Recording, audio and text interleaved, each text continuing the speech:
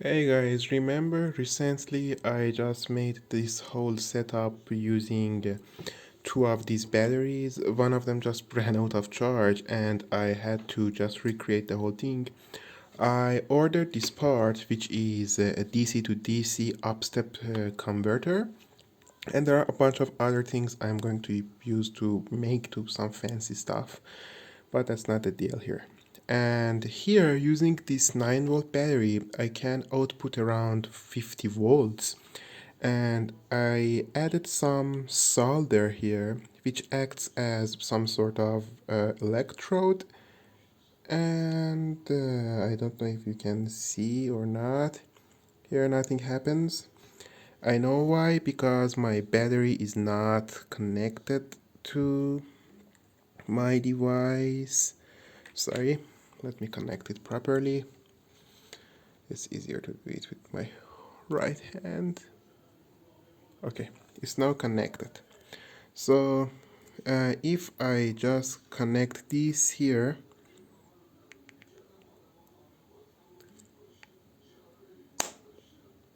have you seen that?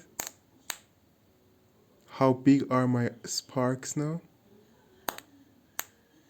And my solder is of course melting, and this is why I chose solder, because solder is a low resistance and easily meltable material.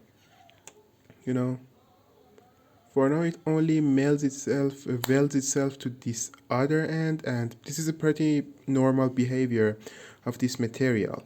And I even can, I have these aluminum pieces I used, to uh, demonstrate it in the old video. I think here I need to connect it. Okay, you saw that. Okay, this is not Electro Boom channel, and I'm not going to, do dangerous stuff because I'm not an electrical engineer, okay? Let's see. Wow, that was big. I really love how it sparks. And this one also acts as a mirror. So I do it here. I don't know if being closer to this terminal makes any difference or not, but it means there are tons of current here, of course, because I have a high voltage. 50 volts is not high, but it's high to my taste because the highest voltage I dealt with was 18 volts by putting two of these batteries in series. And I really love that. I really, really love these sparks, okay? And even this was connected to it, and that also sparks, but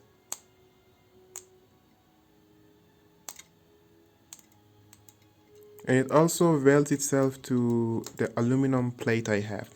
Why, you ask? Because I think these sparks make a very, very high temperature there, and as I told you, solder is really easy to melt. This is why using those irons that can hit around 200 degrees Celsius and above, we can easily just melt solder. And let's take a look at this. Before I find this online, I wanted to make one, but my very first problem was I didn't have any inductor in my tools. And of course you can see these are other parts. I don't know what these are, but I know what these are. And of course this is a very well engineered device to just do DC to DC conversion. And when there is something available online, why not going and buy one? And as I told you, my biggest bottleneck was that inductor, and I couldn't find any good inductor online with toroid core, or those inductors made like resistors or something like that. And I found it, and I noticed that they have it and they can deliver it to me. and I ordered it. So what projects should I do with this? I'm thinking of, I don't know, those rail guns maybe, or not. I don't know, I wait for your ideas. And let's look at my welding device once more. Okay, I think it doesn't really want to work now.